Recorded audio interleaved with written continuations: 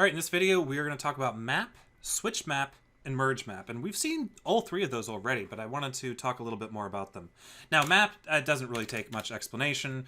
Rx, observable, interval, 100 or 1,000, dot map, a goes into a times a, dot subscribe, create subscriber, map. So that's map. Really straightforward. All it does is it goes and transforms an item. Let's go ahead and take 3 on that. So that's map. We've already seen map.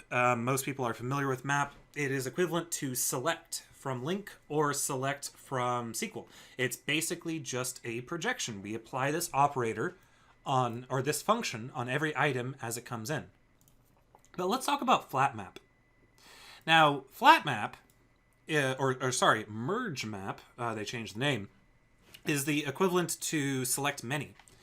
So select many confuses a lot of people. So what I'm going to do with this example is I'm going to start off by showing you guys how we would implement a select many or a merge map, but using arrays as an example.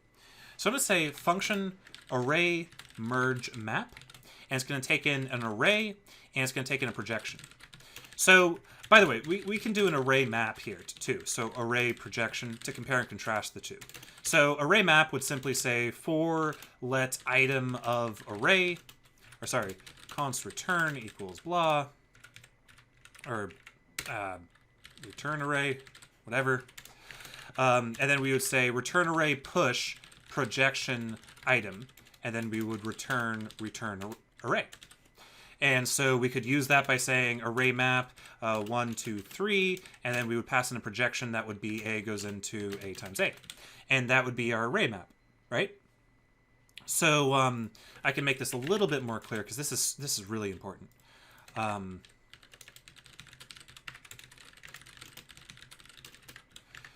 that's array map, right? So what does array merge map do? Well, let's find out. If we do array merge map, what we're going to do is we're going to say for let item of array, just like we did before. But the projection does not return an item that gets pushed onto the array. Instead, the projection returns another array. So we'll do projected array equals projection of item. Then I'm going to say for let projection or projected of projected array return array push projected. So we have 2 loops here. So how would we use that? Well, for example, what if we have a array of objects? So let's say const albums, and it's an array of objects, and each object has a title, and it has an inner array of tracks, and the tracks will have like an ID of 1, title, track 1, and then we can create another track and so on. And then we could create another album. So album 2, and then we would do track blah, blah, blah, track blah, blah, blah. Maybe change the IDs as well. Okay, so that's our data structure. Very simple. How would we use array merge map? Well, what if we wanted to just get a list of all of the tracks? How would we do that? Well, we could loop through the albums and pick out all the tracks, or we could use array merge map. So I could say const tracks equals array merge map, passing in our albums, and then passing in another selector, which will be album goes into album.tracks. So what I'm doing here is if I did this in a normal array map, let's do it this way. Tracks wrong, tracks right. If I did this with a array map, what would we expect the output to be? Well, we can take a look. I can say console log JSON stringify tracks wrong. So what does tracks wrong look like? Well, tracks wrong, look at that. It's an array of arrays. So it's a big array that's inside of it has other arrays of tracks for each one of the albums. It's exactly what we expected from our array map. But what about the merge map? Well, let's go ahead and check that out. The merge map simply returns a list of tracks as a single array. Each item is a track. So what does the merge map do? Well, the merge map basically performs a projection, but that projection returns another thing that we work with. In this case, the thing that we're working with is arrays, right? we're working on arrays. That's the thing that we're working on.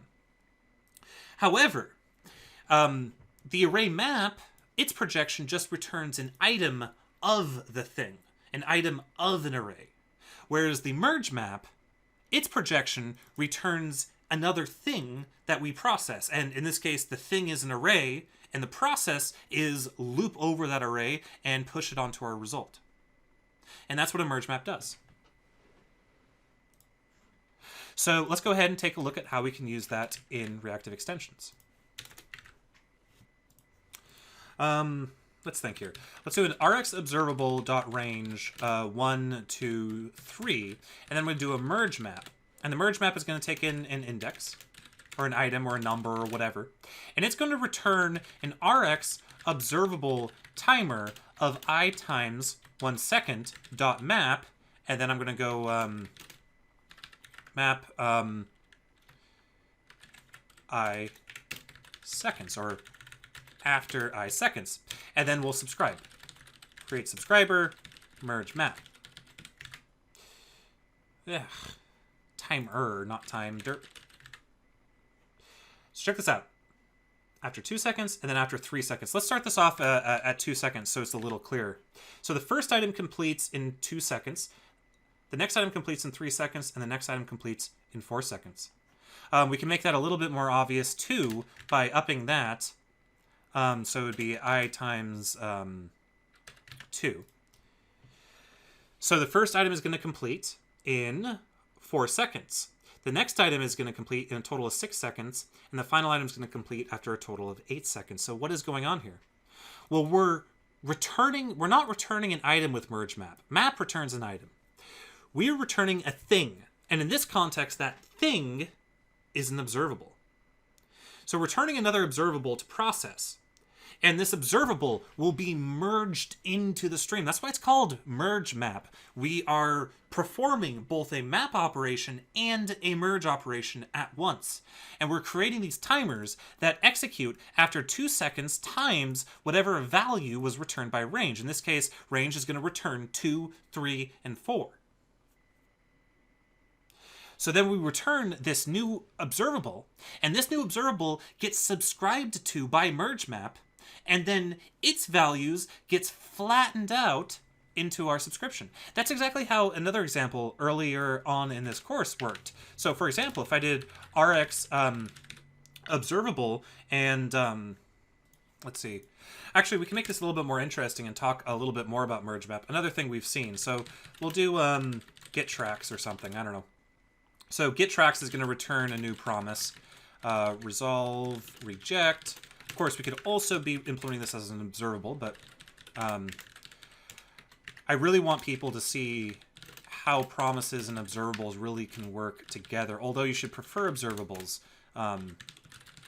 We can see this. Okay, so get tracks is going to return an array of track 1, track 2, and track 3. So now, if we did Rx observable from promise get tracks, and if I subscribed here, what do you think I'm going to get? Well, I'm going to get a single item that is tracks, tracks.next, track 1, track 2, track 3. I got a single item. It's an array, but that's not what I want. I want each individual track to be extracted out. So I can say MergeMap tracks goes into Rx observable from tracks. So what's going on here? Well, I am taking that track array and I'm converting it into an observable using the from method, the from factory, that takes those tracks and turns it into an observable that emits each individual item. And then the merge map is taking that observable and merging all of its responses back into the stream. So now I can manipulate each track individually. And this is commonly what you would want to do. There's one more thing I want to talk about with MergeMap. Performing asynchronous operations. This is another very, very, very, very, very common thing you might want to do with MergeMap. So we've already seen an example of this, actually. So let's say we have a function query value, and our value, we return a new promise.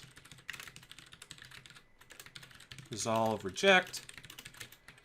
and we simply, after set timeout in 1 second, we simply resolve it with this is the value.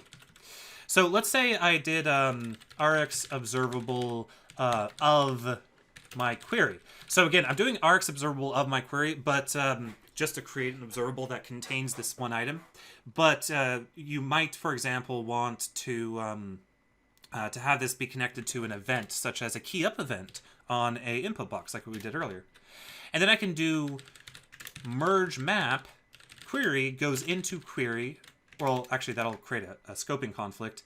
MergeMap A goes into query A, and then subscribe, create subscription, query.